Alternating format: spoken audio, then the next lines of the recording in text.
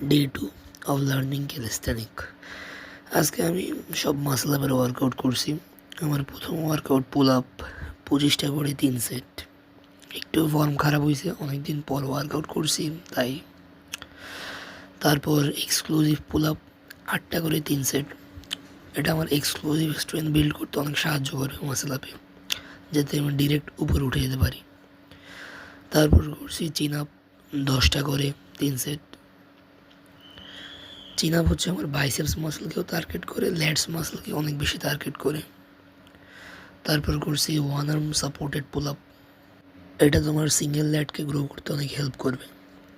এটাও করছি 10টা করে 3 সেট। এরপরে করছি আবার হ্যাঙ্গিং বার।